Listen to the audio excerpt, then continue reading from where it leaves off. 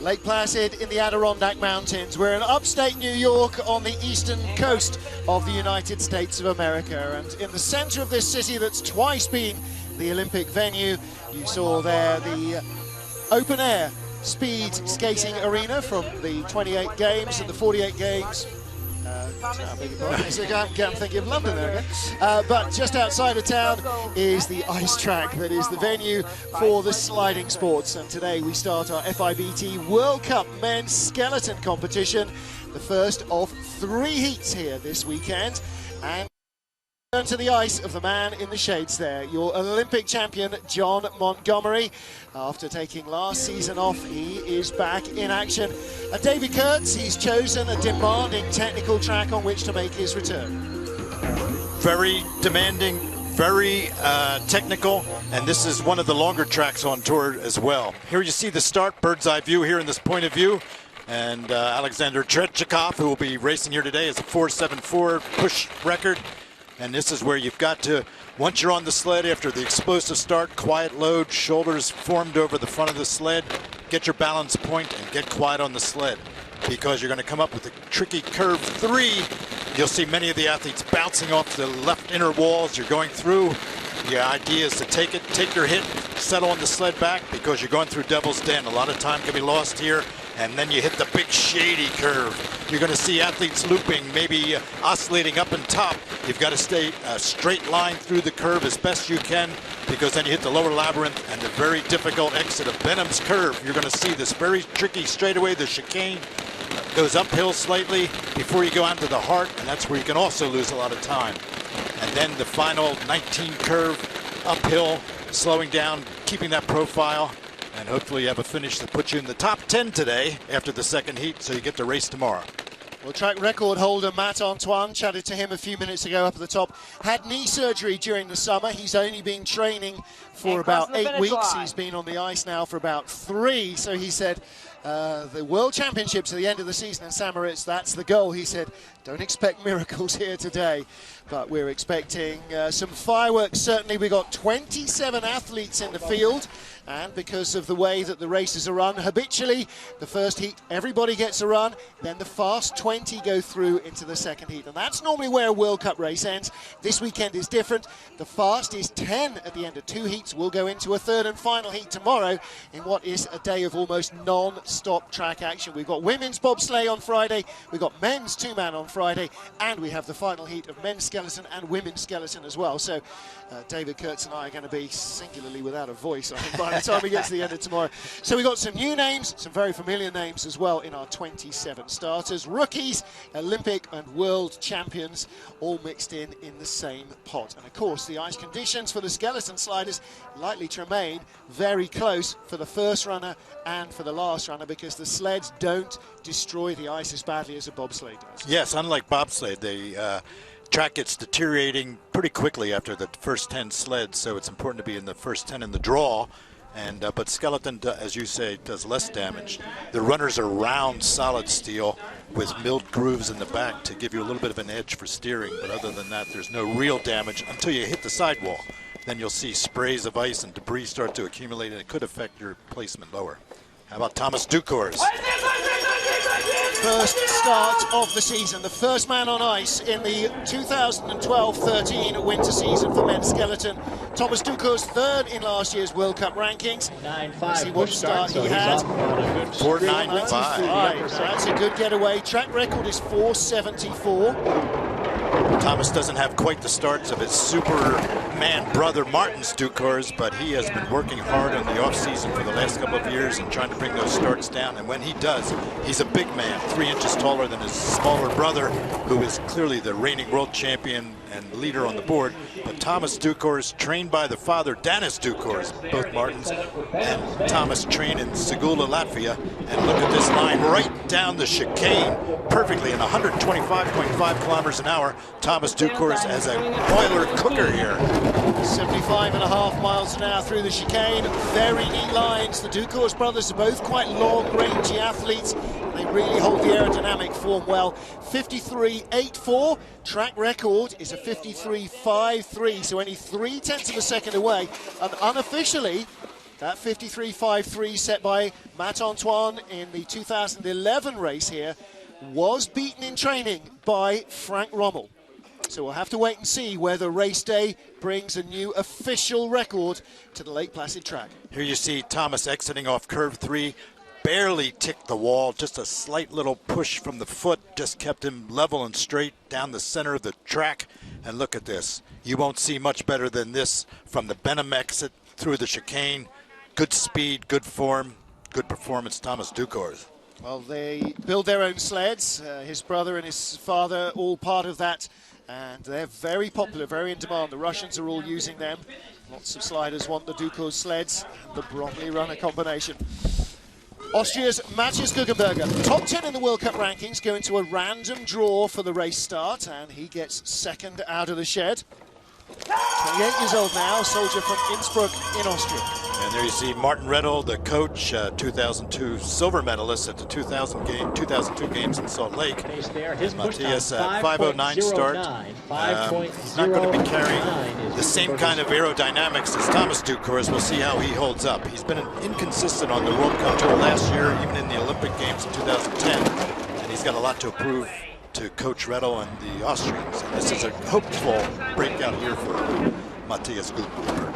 Well, now the big focus, of course, is to try and get into the top 10 at the end of this and the second heat, so you go through into Friday's third and deciding round. He claimed his first World Cup podium last season, bronze medal at Koenigsegg, Bavaria. Oh, but that chicane is going to hurt physically as well as in terms of time. Good speed going into the chicane, slowed down dramatically as a result of the smacks off the wall. Look at that. Wow.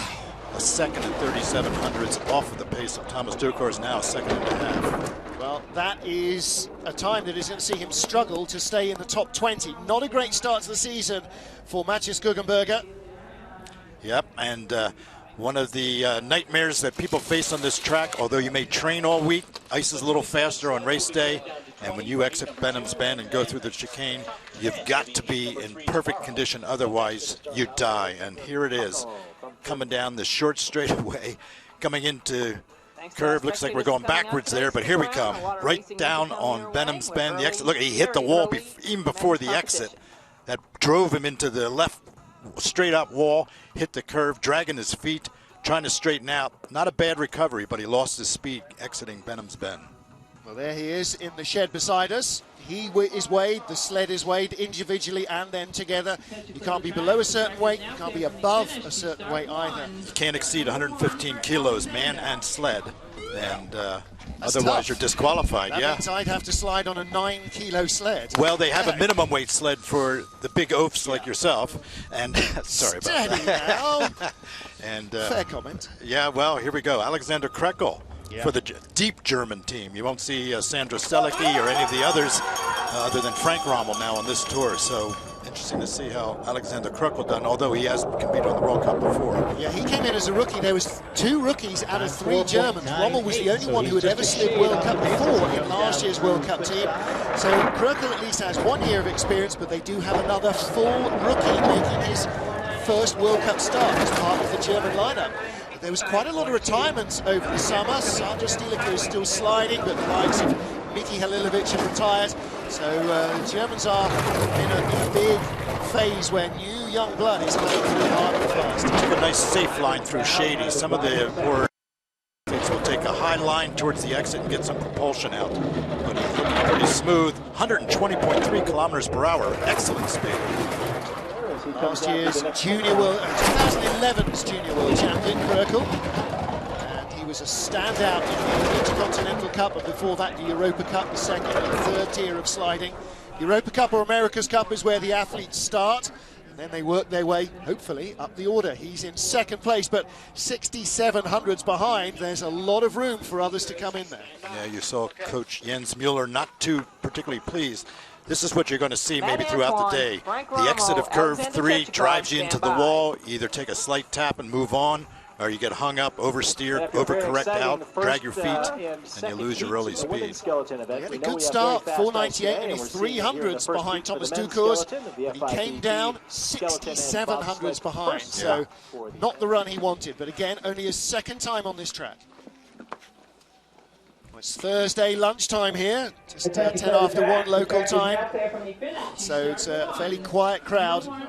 But for Matt-Antoine, the track record holder, return to the ice. And he's definitely going to treat that knee as carefully as he can. Needed the surgery. 9th in last year's World Cup rankings. Again, also looking for a breakout year, been inconsistent, done well in Whistler. I saw on his bio sheet BA and wondered what it was for, and says being awesome. We'll see how his start is. 5-1-3 is not an awesome start, not out of the character for Matt-Antoine. We'll see. He's got to be perfect up at the top to make sure he carries whatever speed he has gone through the first 50 meters. Not bad out of 3, slight adjustment, looking good. Well, he's a long rangey figure. He's 6'2", but he's only on kilos, just over 180 pounds, so he's long and lean. After that, like I said, surgery only 8 weeks ago, so he is not leaning hard on that at the start. What he's got to do then is drive like an angel if he can't start like a demon. Yeah, and that's exactly true. Not bad speed out of Benham's Bend, going to the chicane, looking good. Not too early of an entrance, holding the line through the lower curve, but he's lost a lot of time at the top, and not able to make it up down the bottom here. Like many of the US team, watched the Salt Lake Games on the TV and was particularly smitten. Of course, that was the first official Olympic debut of skeleton in its modern form, and he was smitten by it. He said, then, and that's the one for me. Well, here we're going to take a look at him out of Benham's Bend through the chicane. Nice form, shoulders down, over the front. Taking a peek without lifting his head and exposing the air dam. Feet a little bit sloppy on the exit, but had a nice entrance into the heart, and that just didn't carry some good speed up atop. Not awesome. Next one. He's getting more awesome. Now then, here's a man who has set some very fast times in training. Last year, he knew he was always going to be up against it versus Martins Dukurs, who is the benchmark in this sport in the same sort of way. I suppose you'd have to say, you know, a good comparison would be with somebody like Usain Bolt, who is just recognized as being the absolute fastest. And on a day when you put it all together and you beat him, boy, you know you've done well. Rommel is not disheartened by racing against Dukurs, just the opposite. He sees that as a real spur to go even harder and even deeper into his own reserves. Yeah, we saw almost the red light at the start. He just barely got in. You have 30 seconds to start when the light goes. Otherwise, you're disqualified. It looks like Frank Rommel just barely made it. The red light went on at the 50-meter start. 5:11 getaway. Matt-Antoine 5:13. Our race leader Thomas Dukurs 4:95. As unofficial track record this week in training. He'll do it officially. He's a quarter second behind, but the gap is coming down. Really, we'll see. This is going to be the test into Benham's Bend. Nice exit. Great speed. 123.5 kilometers per hour. Throwing down to Thomas Dukurs and the rest of the field. That is a whisker under 77 miles an hour, and he is just getting quicker and quicker and quicker. The more awesome he is. 51.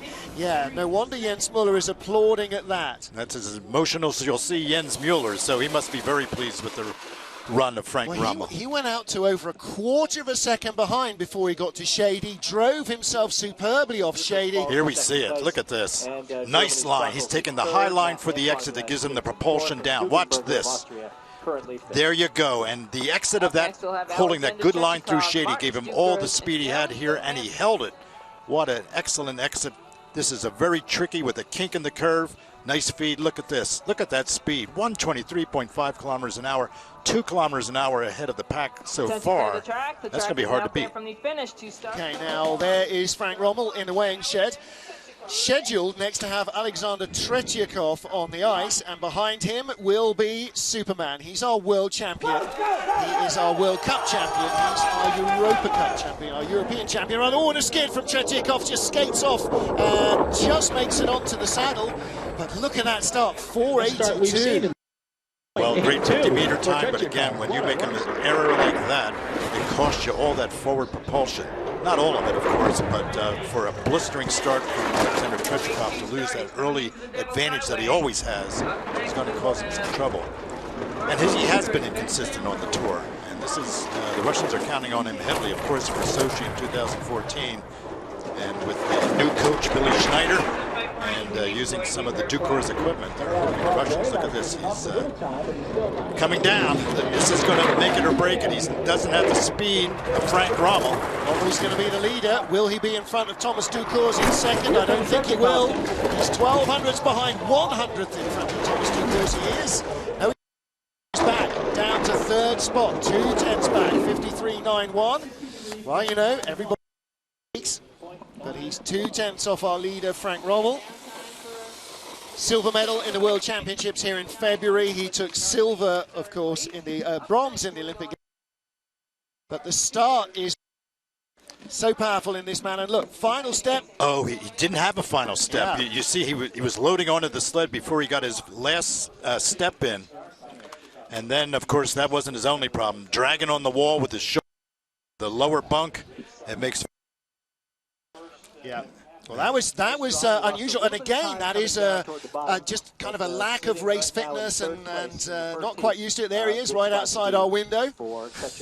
And I don't think Movember translates into Russian, but he's going with the full Russian imperial beard. Now then, Martin Dukurs is Superman. He has won everything there is to win except an Olympic gold medal, and it was John Montgomery, who, among others, who stopped him doing that in Vancouver, and that is his big next target. Well, Frank Rommel laid down the standard here. We'll see if Martin Dukurs, Superman, is able to meet the challenge. 482, he's got game. Oh yeah, he does. Well, you know, he hasn't been the fastest starter in training, but he often isn't. He saves it for race day. Look at that, no foot dragging, just the bare shift of the knees and shoulders. Martin Dukurs is laying down his own statement on this track. We'll see if he holds it together through the lower part. This is the big test. Shady, nice line through Shady, holds it well, clean exit. Takes a little bump on the ice and handles it well. Still holding on 4,300's lead. This is the test. 122.2, not quite the speed of Frank Rommel. There might be something going on in the weighing shed alongside us as we watch Martin Dukurs come right back down to 200s in front from 4900s up at Shady. What? Hang on a minute. When did he get off and somebody else get on? I didn't spot that. Well, he has the lead, but he was half a second up halfway down. He should be a second clear. Well, the field breathes a little easier maybe today. But again, it's only the first heat. We have 2 more to go for the men's skeleton. Watch this. Nice, clean, quiet load. He's already set up well before the exit of the start grooves. And this is the exit of 3. Just takes that slight bump, doesn't overcompensate, starts to stick out his foot, doesn't need it. Lined himself well. Reaction to a mistake is what also can make a run. And Martin Dukurs is among the best. Good reflexes, good timing, good balance. Well, there he is. Good gracious. Good shave as well. None of this Movember stuff going on for him. Well, now then, here is the tallest figure in the paddock, and that includes me. This is Ben Sandford, 6'7" in his stocking feet and about another 3 inches of curly hair on top. His uncle Bruce and he both have the singular achievement of scoring World Cup medals for New Zealand, World Championship medals as well for New Zealand, and he is just one of the most relaxed guys you are ever going to find. FIBT athletes rep as well, one of the most respected athletes there is. No axe to grind with anybody, and despite his enormous length, he is so good at keeping that aerodynamic form. Good head on his shoulder, as you said. The athletes rep took some courses and became a New Zealand lawyer, and is one who really advocates for athletes' rights and also in all the rules and regulations. Well, having trouble getting the timing on screen, but the clocks are running on him. And we're still looking see it from where we are. But this is a nice, neat looking run. This is classic Ben Sandford stuff. Now, Ben, because of where he starts off in New Zealand, quite often begins his season in North America because it's closer than in Europe. So now he's starting with the World Cup. 20.8, not the greatest speed though. But with his weight, again, we talked about the weight limit, but a large man like Ben Sandford gets to exceed that, but he has a minimum weight sled, lighter weight in the sled. We still don't have the clocked finish time. 54.65, our timing screen has come to us, so he is in 6th position, and he will be very keen to remain in the top 10. Well, speed through the chicane, 120.8 kilometers an hour, 75 miles an hour. And he and Catherine Eustace are a team of 2 from New Zealand. Sliders going in this first heat. Only the top 20 will make it to heat number 2. Good clean line, slight tap, and the third no heat problem. will take place tomorrow, Coming out of along with the third shades. Heat from the women's skeleton. The first 2 heats for the women were earlier today. He's 6 feet 4 inches. I don't know how many centimeters that would be. He's 6'7".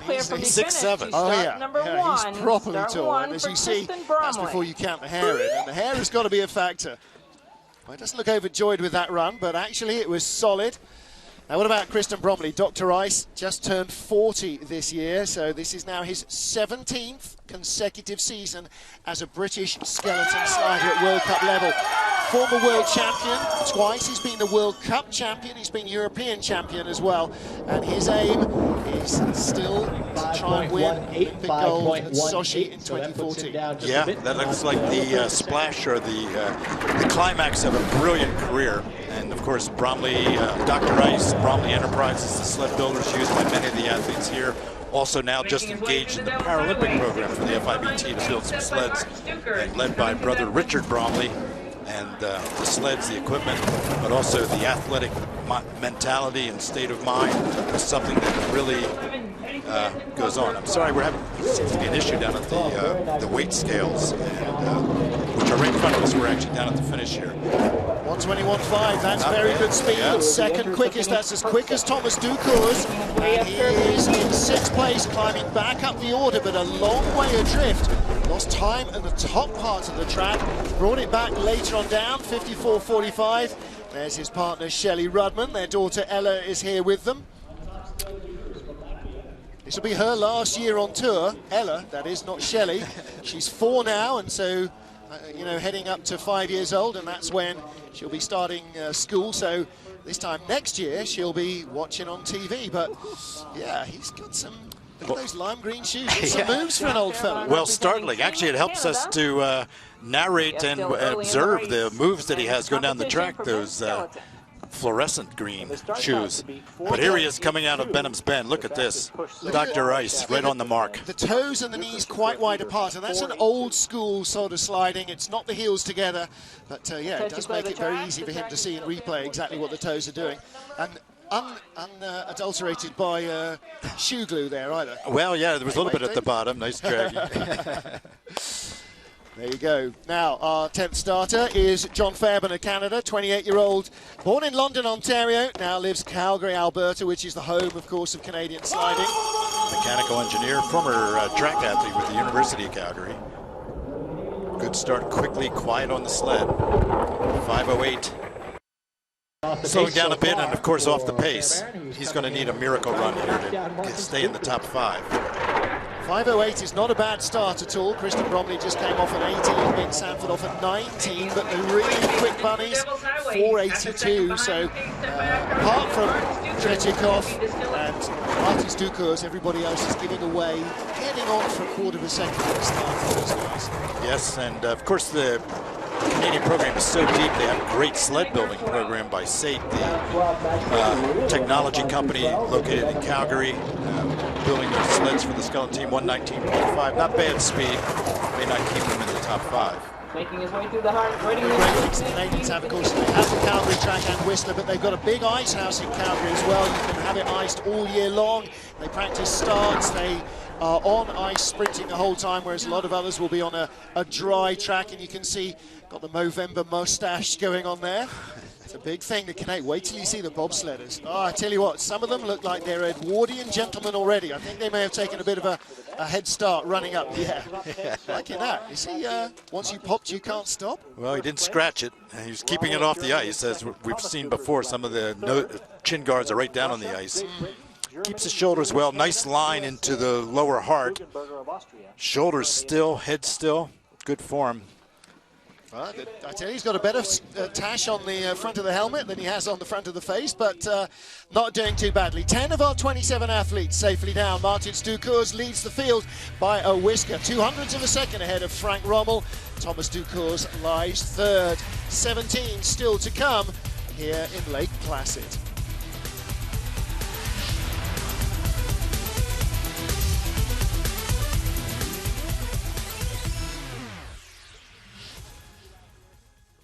Saturday as well at 9 a.m. on Saturday. We have the four-man bobsled shed. They'll be finished with the second run at 10:30, and then we'll 2-minute warning to our next sled. 10-minute break 2-minute now warning for our next competitive sled. 2 minutes for John Daly. So busy weekend again. Glad you could join us. Please make sure to take advantage of the several great observation areas around the track. Shady 2. The interior of that curve is a great place to watch. The start house is always fun. The finish area has a nice deck if you want to see the athletes as they come off the sled. Very exciting this weekend here at Mount Van Hoevenberg. And again, we're in the middle of our first run for the men's skeleton. Second run takes place this afternoon at 2:30. And the third run of this race will take place tomorrow. And we're scheduled for that at 10 a.m. tomorrow. So the top 20 of our first 27 pilots make it to the second run. And then our third heat will be the top 10 a little bit of snow from the second still run. So in the the Adirondack Mountains here, down below the tree line. Or so thanks for coming out to all our spectators. And thanks to the track crew for getting it done. It's been a long week and a half on the north side of Mount Van Hoevenberg, and that's habitually where bobsleigh ice tracks were built in the olden days when they were natural tracks like St. Moritz, because if you get sun on the ice and the snow, of course, it tends to melt, as every snowman knows. So we're on the north side of the mountain in the shadow, and it remains cold and nice and snowy.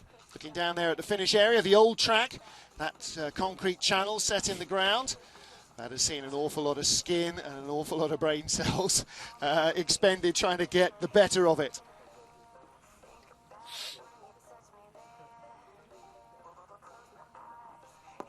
As you clear the track is now clear from the finish to start one. Welcome back to Lake Placid. We have the first runs underway of the opening race of the Men's Skeleton World Cup, and drama already, because in the weighing shed a few minutes ago after his run that saw him just 200ths off the lead, Frank Rommel being disqualified. Now as we get into the action, John Daly of the USA is already on the ice, but Rommel is now out of the race. It's not official yet, but it looks like it's developing, and we're following it closely since we're located down here at the finish. But how about John Daly? This is his home track. He's trained well. 4,300 back, but he can make it up down the bottom.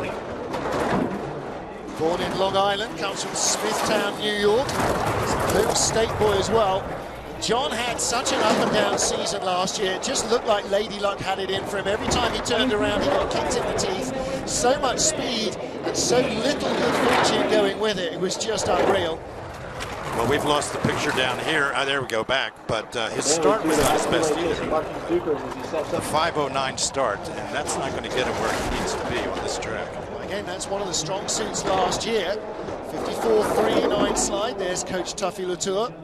Tuffy's reasonably pleased. If he's in the top 5 now, he's got being the 11th sled off, he's got a shot to stay in competition for certainly the second heat, obviously, but the third as well. And down there, Zach Lund, former skeleton slider for many years, of course, leading the US charge. Well, not a bad-looking run from John, but just a couple of little errors creeping in. Yeah, but that rocked him off the sled, got him airborne a little bit, and just before the finish eye, that is like a club on the head going uphill. It's a killer. Start draw number 12 for Eric Nielsen. Last year was his rookie season. Again, you can see he's gone with a little tash on the front of the helmet, and a bit more of a tash underneath the helmet, in fact. Movember, raising awareness for men's prostate cancer and men's cancer charities, raising funding for those. Thomas Dukurs then the race leader by 200ths from Frank Rommel on time, but we do understand there is drama surrounding Frank Rommel. We'll get confirmation of that as soon as we have it. Erik Nielsen, known as Faceman, basically his season last year was either spectacular fast or spectacular crash. Which are we going to get today? Well, he's open to all possibilities. Yeah. 495 push, and that is good for him, and it actually highlights a little bit of the difficulty that John Daly must have had. But Erik Nielsen, one of the older athletes, major error there. That's going to cost him some serious time with a deep skid out of 3. John Daly on his home track. Such a relaxed, happy-go-lucky guy, and that's his sliding style as well. Very fluid, very relaxed. 4,300s behind off a great start as well. 495. Oh! We talked about that. Yeah. Late into 12 will cause catastrophe, and if you're not on your head or your back, you're on the side. One set of runners. 17 and 18. There you go. I said big drama or big speed. He had big speed at the start, big drama there in Benham's Bend. And it's easy. I mean, that is such a hard take on the turn. Just instantly you're onto the wall. That's such a difficult corner to get right. Yeah, one of the coaches, Kelly Forbes, obviously disappointed, and probably no more disappointed than Erik Nielsen. Followed by Rommel, his brother Thomas Dukurs is in 3rd spot. Separated by less than a half a second. Well, Faceman survives. He hung onto the sled. Wasn't easy, though. Well, this is where his problems began before curve 12. Went up a little too high there, which made late exit. Look at he's dragging his feet, trying to hit his take-on point. Missed it totally. Way late. Crashing up on the lip, down into the sidewall, on the side. One set of runners on ice. Slow time. He was just looking at his right elbow, so that took a good hit as he came down, flopped off that corner. The track is now clear from the finish to start one. Is currently in 11th place. Matches Guggenberger is 12th at the bottom of the field after 12 sliders of our 27. So we're still got a lot of running to go. 15 sleds remain. This is young Raphael Meyer, 20-year-old from Innsbruck. His younger brother Benjamin. Oh, yeah. Wow, what's up with his left leg? It looked like he couldn't bend his knee. This is one of the problems. Going down on the right groove, going down, you're traversing over the cut groove on the left, and you can slip on that. You'll see some of them will run either on the right-hand side where they have smooth ice, no groove in the way, and he's trying to hopscotch over it, and he got his spikes dug in a little bit too much, and it cost him. His younger brother is a slider. His father coaches the Austrian bobsleigh team as well. So this is the family business as much as Mr. Bumper Baker and his sons. Frank Rommel, incidentally, just going back into the weighing shed in front of us. So they're going to have the B weigh, if you like. Slide there. Wow, 5:25 getaway, and he's just losing time all the way down. 180 kilometers an hour, not the worst, but without a crash, that's not great speed. 19, Raphael Meyer coming up curve 19, stretching for the finish line. Father Manny Meyer, who's coaching the bobsled team, as you said, and Martin Reddell just disappointed, looking for a breakout from one of his young athletes, and it didn't come from Raphael Meyer today. Well, he was 4th in the Junior Worlds at the end of last season, 25th in the World Cup last year. He only did 4 races because he's been gradually working his way up from the Europa Cup into World Cup level competition. And then only the top 10 so Raphael Meyer, still a junior. Very competitive sled built by Gunther Huber. For the men's skeleton in the FIBT.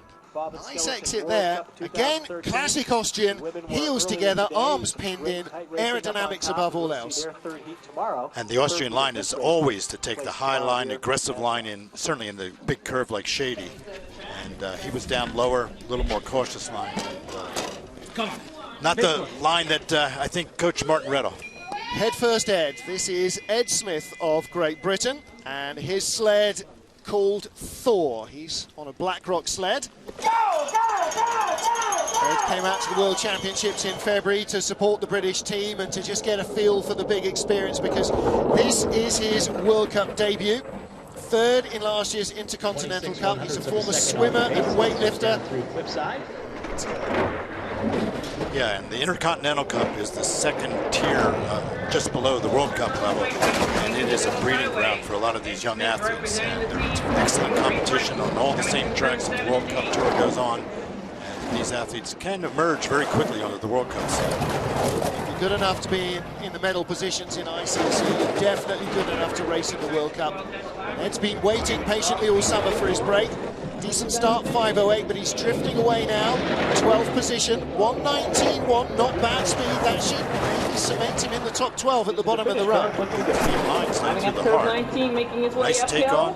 Head in a good position. A lot of these young athletes are probably feeling a little bit nervy and tight. I mean, even some of the most experienced. I spoke to Katie Eulander and Sarah Reed, who leads the women's race overnight. She said, yeah, she was a little tight on the first run. She said there was a lot of that about.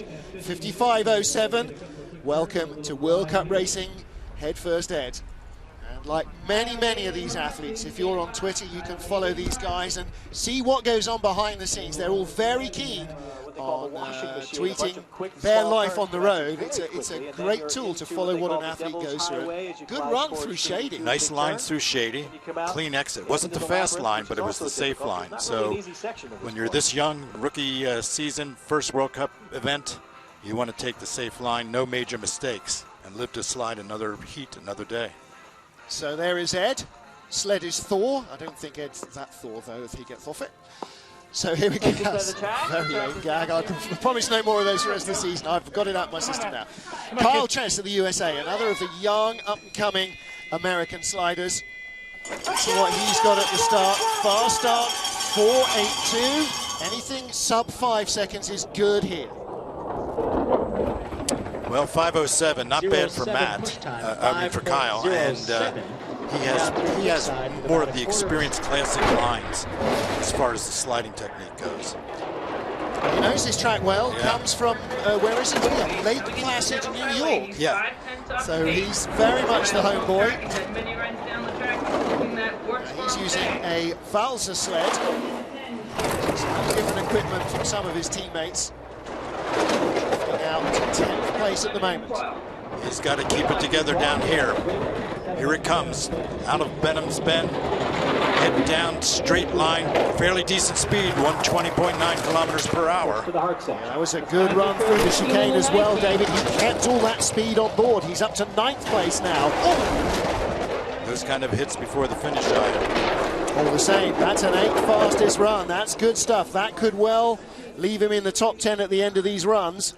No disappointment on the face of Coach Tuffy Latour. Happy with that. Again, you know, it takes a little bit of overstating, but it is the first proper racing slide. They've had 2 races already, the American trials here and in Salt Lake City, so they have raced each other, the Americans, but they've not raced the rest of the planet, and it's a different kind of dynamic going on. Yeah, well, you know, actually, when you spend a lot of time on the track before a race, you can develop, your bad habits can just develop, and now you can see where he hit just before the finish eye going uphill, and that slowed him down. He still had a good 8th place finish and lives to slide second heat perhaps tomorrow.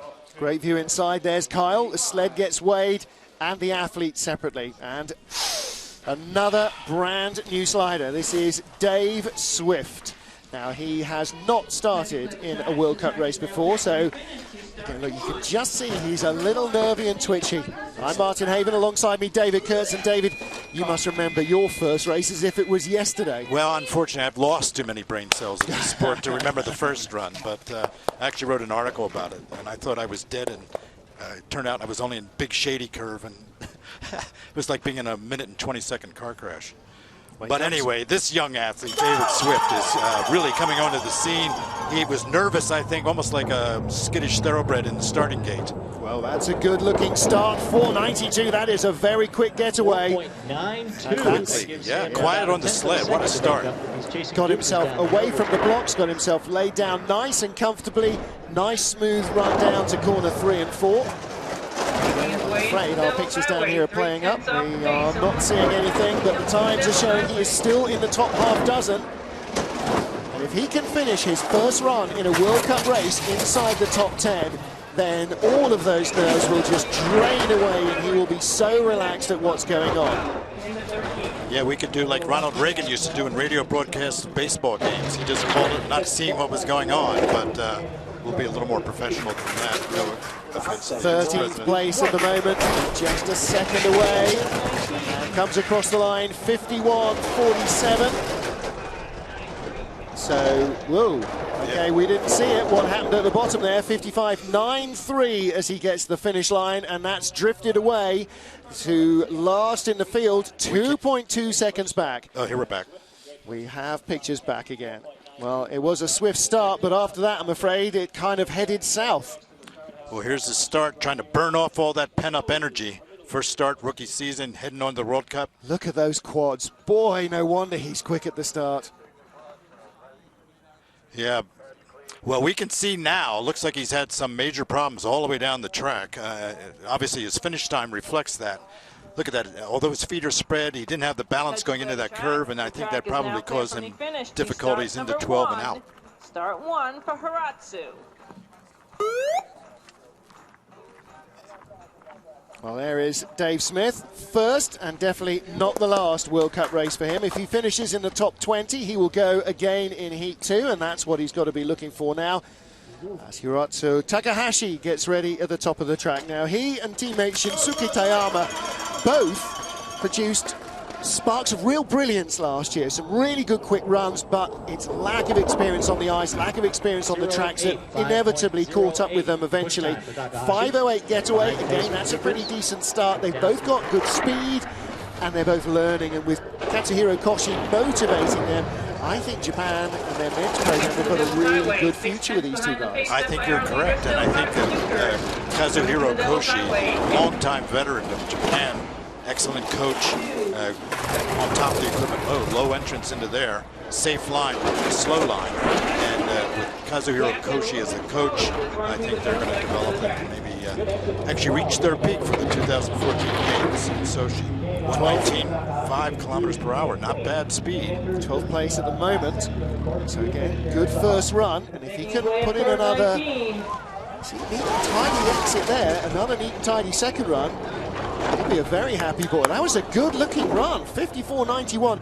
Again, not much going on. You didn't see an awful lot of steering, but he was carrying the speed well. Yeah, and you could see that he's happy about that run, too. It was sharp, it was consistent, kept himself balanced on the sled, no major errors. A few ticks here. Here's that rough exit out of 3 that is causing a lot of problems for everyone. And he had to drag his right foot a little too long to straighten himself out. And it cost him some speed there. But 12th place after the first heat, if he holds it, is not a bad position to be in. Well, he looked pretty happy when he got off the sled, and so he should do. So that is a lot of foot steering. Be cautious. So trying to make sure he had no major errors. 12th place for him in a race led by Thomas Dukurs from still Frank Rommel. Still no notification as to whether Rommel is in the race or out. He did go in for a second trip across the weighbridge. Looks as though he may have hung on to that. Now then, we are already down to slider 18, and we have another rookie. This is young German Christopher Grother. He's a student from Oberhof, started in ski jumping, aged 6. Went to a sports high school, got onto the ice when he was 16. So he has been learning fast the sport of skeleton, which, when you start ski jumping, presumably has to be a move in the health and safety direction, doesn't it? Well, he must have some characteristic that the German coaches have identified, because to put him into the World Cup team the year before the Olympics, they've got to have great confidence and hope for his future. Silver medalist in the Junior Worlds back in Eagles in January. Oh, rocky rise there. This is his first time ever at this track, though. He's never even seen Lake Placid except on video. 1:15.7, not great speed, I'm afraid. He lost all that speed in the lower labyrinth before Phillips curve. So he had a rough ride. See, he hit the wall before the finish eye, too, and that cost him. There are rookie mistakes, and it puts him in 16th position. He'll get a second heat today. Doesn't look like he's going to make it into the final third heat tomorrow. He may not get a second heat. That's the problem. There's 27 sleds going into 20 places in heat 2. So 16th, you've got to think, I'm a bit in the danger zone there. A little bit of tape or something flying off the sled. Well, that was the exit out of Shady, and you can see that really messed him up going through the lower labyrinth before he went into the Benham's curve and the chicane there. Boy, there's some more debris flying off the sled. Well, he's a lot lighter than at the top of the track. Nice young kid. There he is. Christopher Groothair, and again, still a junior. So if you're under 23 years old, he's only 20. Still race in the junior worlds, although I have a fancy that he will be in the World Championships, the senior worlds in St. Moritz at the end of this year. Now then, Maurizio Ioli of Italy. Again, starting to get a little bit more experience now, the soldier from Domodossola. 31 years old, a sled built by the Dukurs family. Coached by Dani Loccati, great female Italian skeleton slider. There you see her urging on. Maurizio Ioli, and not a bad start, good form, slow time though, 5:10 is not going to do it for him. Push time, the 5.10. Well, we're now down into the fives and single digits or double digits as we drift further away from the front of the field and the 480 starters. Excellent exit out of 3, least problems we've seen so far. So he'll hold the speed that he had, although not as quick as some of the others up top. He won't be losing it as quickly as the others. Well, he's on 19th slider. He's in 15th place at the moment. Now he's pulling up to 12th place going through Sunny. Good looking slide again. Not too much frantic steering going on. Yeah, but 12, 13, a little bit of problem. Also banging off the wall during the chicane, taking the high ride off the bumpers. 65 miles an hour though, good speed through the chicane. 10th place finish, that's a good run from Maurizio Ioli. Sure is. Yeah, look at that. Dani Loccati very happy, day one as a World Cup coach for her. And she's got a man in the top 10 already, and that's a really good run, and she's got another athlete to come as well. Well, here we are. There's the entrance to the heart down below, the lower curve, shaped like a heart. I love New York.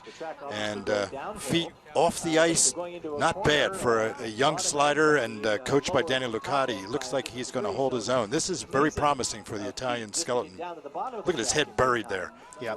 Again, long rangey figure. He's a long, lean guy. There he is in the weighing shed. So he's, over 6 foot, over 1.78 m. So he's got the ability to just get that airflow around the body. I noticed, did you notice those pink strips on the back of his? Yeah. How about this guy, John Montgomery, 2010 Vancouver Olympics gold medal winner. Yep. And what a character. He actually turned around the whole Canadian program in the Vancouver Games. So the Olympic champion returns to competition after a season away from the ice. He didn't lose his appetite for it though. So let's see what he's got. A 4.99 start. Okay, Montgomery, I see the way that's going. Don't expect too much, he said. Well, the target, the benchmark is our leader, Martin Dukurs. And the only man to beat Dukurs in a really big race in the last 2 years is on ice at the moment, Olympic champion. Yeah, only 3,700s back at this point. Well, he did have sled problems this week during training. Look, a little high two leads, but recovered well. Didn't panic. Knew it was coming from the moment he went on. He knew he was going to be late off. Knew what was coming. Held on tight. On 17, not great speed. He said the sled's not broken. It's just not what I really want it to be at the moment. And I think that's showing in the speed there. Yeah, and when you take a hit like that, sometimes it shifts the weight plates that you have. Remember, we have a maximum weight for body and sled, and they put in adjustable weight plates inside, and when they get loose, it can create a squirrely run, and John's not happy with the 14th. Well, a 55.06, 14th place on his return to the ice. That should see him safely into the top 20 in Heat 2. Don't forget, Katie Eulander of the USA, our reigning world champion. Title she won on this track 8 months ago, 12th only in the first heat. So he's been a further year away from the ice. That's not bad. Yeah, but he didn't take it off of the curve and shady, and that's a mistake that I'm very surprised to see John make. Although we talked about this before, he has not been on this track too much, and also with the sled problems he had, you have a shifting weight plate or something like that, the balance is lost and your speed points are gone. Last good race he had here was November 2007. Eric Benotas won, John Montgomery was second, Zach Lund was third. Two of those are coaching now. Montgomery's the only one still competing. The last 2 World Cup races he's had were 4 years ago when he was 12th and 3 years ago when he was 14th. So yeah, he doesn't have good recent history here, and that's continuing. However, we now have a full second heat. 20 sleds down, 20 sleds we believe still in the race. All 20 spots are full.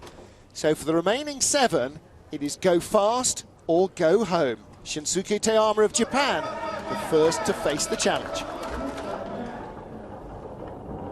Settled on the sled, eyes forward, looking for that first curve. Slow start, 5:17. 1:7, the push time for the Japanese athlete coming down now through cliffside and that long straightaway. Ooh, too close to that wall. You're losing speed there. Didn't take too big a hit off 3 into 4. Again, they're very keen on this aerodynamic form. Coxey is really trying to drill it into their drivers. Yeah, and I think out of the exit 3, he didn't have to take a kickoff off the wall to straighten himself out. And I think that that kind of contact slowed him down. Teiyama, the 5:17 has hurt him, but not as bad. I think he's gone for a very conservative setup on the sled. He is just slow. No major dramas, just no major speed. Coming through curve 18 and the 19. 72 miles an hour through the chicane. Fastest are going through at 77 miles an hour. You're still seeing a lot of these athletes, particularly in the lower heart curves, dragging their toes. And you'd be surprised. You think friction on ice, and it is painful. But if you're just tapping it slightly, you're not aware of it because you got all the noise on a skeleton sled. Most people aren't aware. It's like you're on a freight train on the top car. Well, he is in the race at the moment. He has bumped rookie Dave Smith. So Dave Swift rather. So Dave Swift will not get a second heat. Whether Shinsuke Teiyama does or not remains to be seen. It didn't look like a race run that would really cut the mustard for a top 20 finish. You really saw on that start how he curved and curled his shoulders over the front of the sled, and that is the perfect aerodynamic form. Because you wonder how you steer a skeleton sled, it's mostly with your shoulders with these technical high-performance sleds these days. Well, there's Shinsuke, 5'10", so again, quite a decent long rangy body. Now here is Switzerland's Michael Hofer. Hofer, 26 years old still. Come up very fast, started sliding only in 2007. This is his second World Cup season, so really come up quickly through the ranks. The Swiss pilot. And it's difficult on the home track of St. Moritz. Beautiful track, only natural track really left in the world, and yet it doesn't open until December, so that these athletes don't get a lot of training time on their home track before the beginning of the World Cup season. So they have to travel again, much like the British team.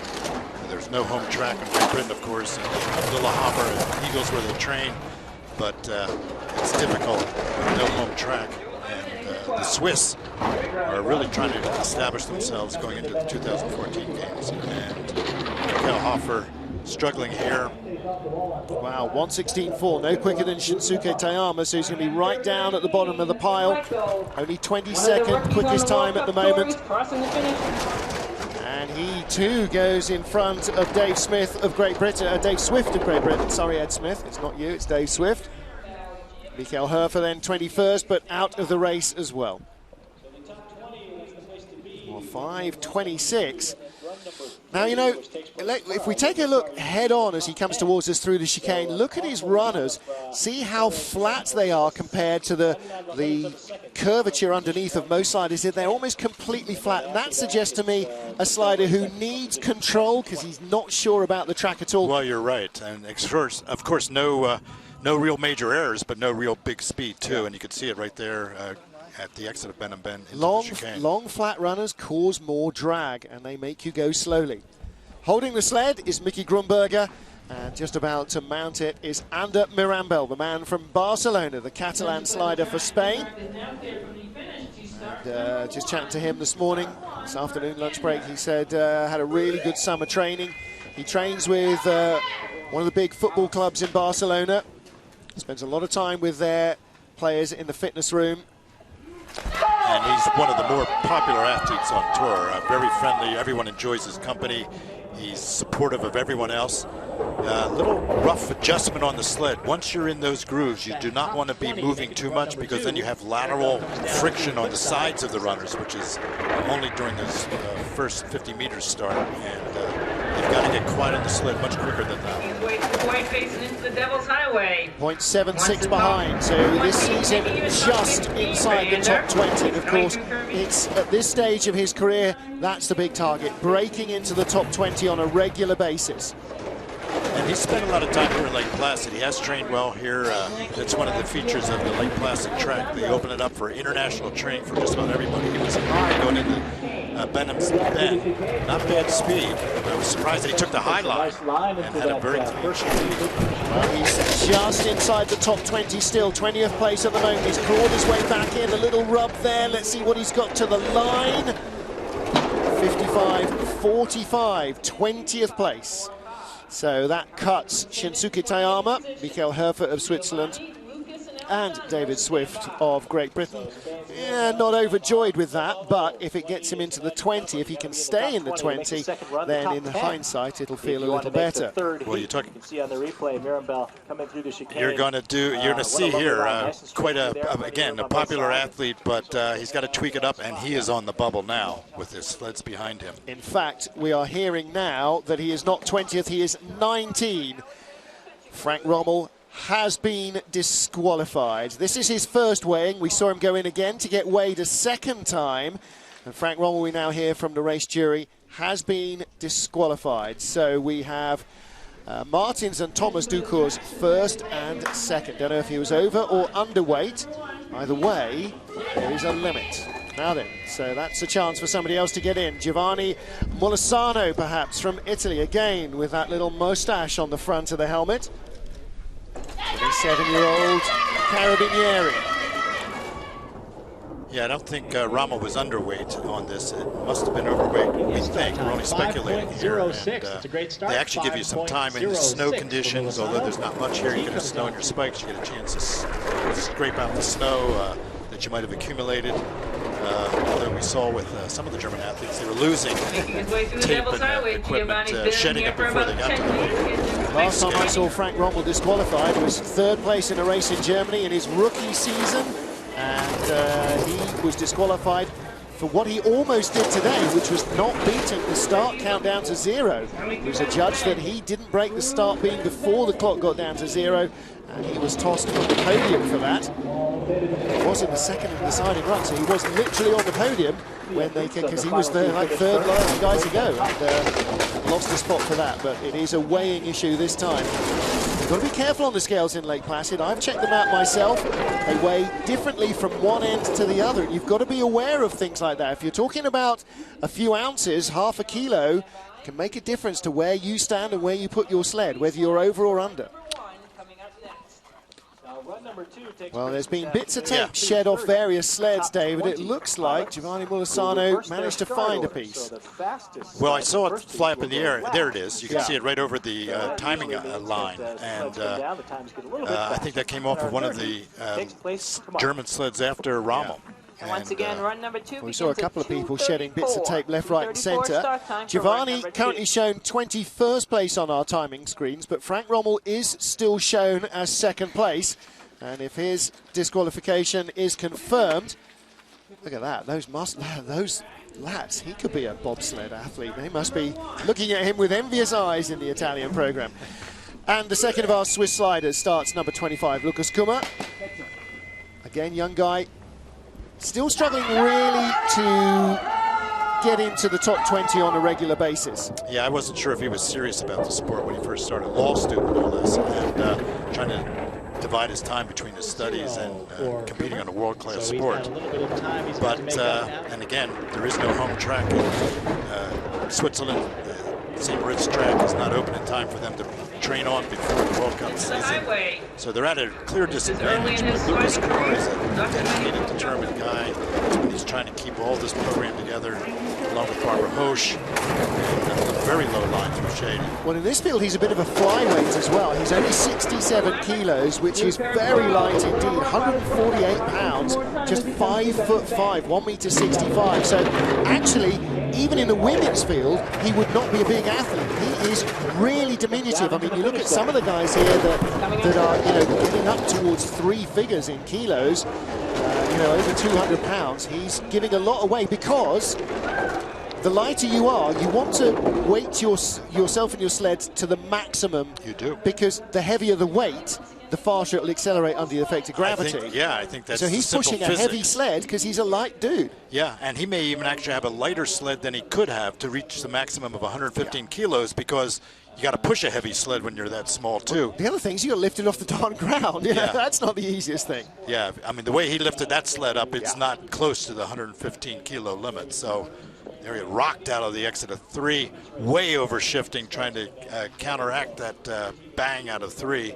Coming way late there, hanging on the curve too long, that spits him over too early into the transition, and you're shaving time all the way down. Well, you're looking there at a guy that weighs 150 odd pounds. And guys up against him weighing over 200 pounds. This is Alexandros Kefalos. Came here in February to race in the World Championships for Greece. And again, really a new man in the World Cup. This is his first World Cup start. He raced in Europa Cup and America's Cup. He also races the Cresta Run in Switzerland, and he's also a swimmer, a cyclist, a martial artist. Probably plays good backgammon game as well, I imagine. Well, I imagine he could do your tax return too. He's a business administration student, so he's got all bases covered, and now he's taking on, after Cresta, as you probably know, is the different version of skeleton sliding, only in St. Moritz, Switzerland. Now locates there, I think, in the studies, not too far from the track. Yeah, Samadan, which is about 3 stops on the railway line down from St. Moritz. So yeah, based in Switzerland, representing Greece. 5:23 getaway, and it's every aspect of his game that he's trying to raise. He wants to get quicker on the ice, he wants to get quicker sliding, quicker running. He's part of the SIA development program, which of course Gregor Staley and the Dukurs brothers have also been involved in. Yeah, they have a stable of athletes that they feel they want to help develop and expand the sport of skeleton to many countries that don't practice it now. And Greece is one, of course, in the modern world of athletics, world-class athletics. You can be living in LA, Los Angeles, California, and be from the Arab Republic, Emirates. I tell you what, 21st place. Now, no, Frank Rommel has now been removed from the results, so he is 21st genuinely, not 20th, which means Giovanni Molosano is in the race.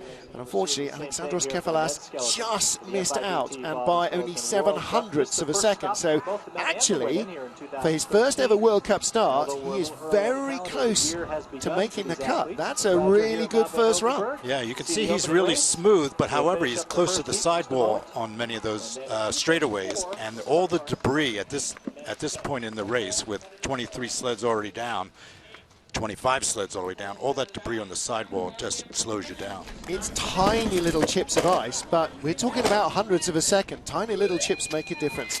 So from one World Cup rookie to another, from Greece to Norway, this is Jarle Johannesson, coached by former Norwegian slider Desiree Bjerke. There she is in the background.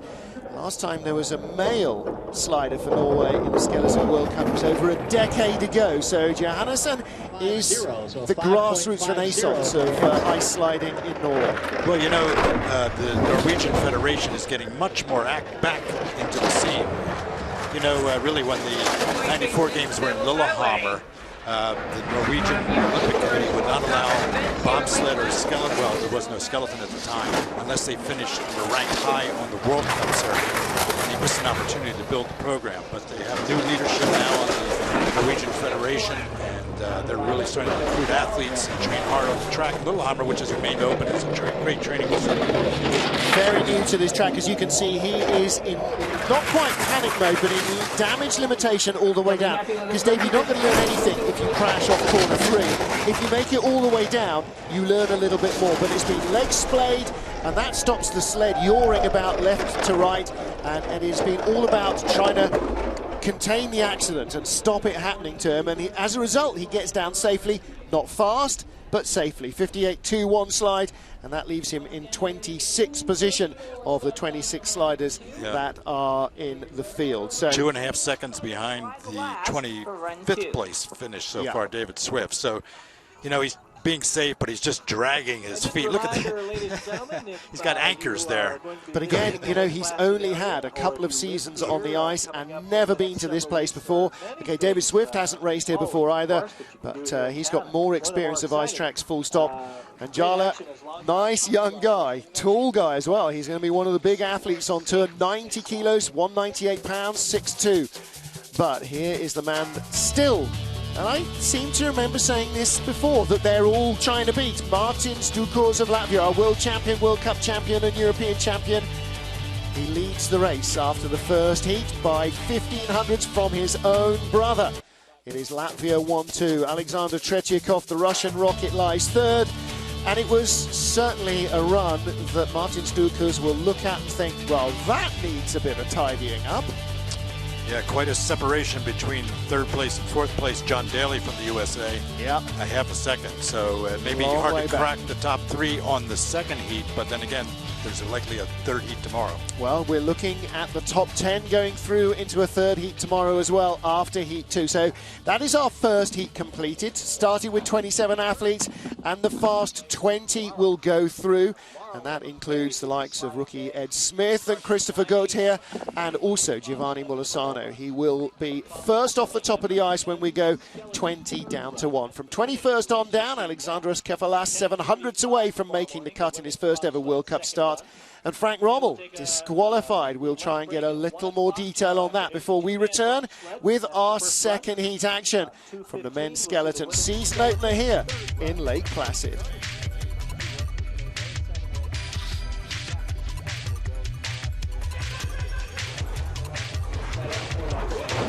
Relaxed, happy-go-lucky. Russian, but he's now with the big gold medal. I see. Okay.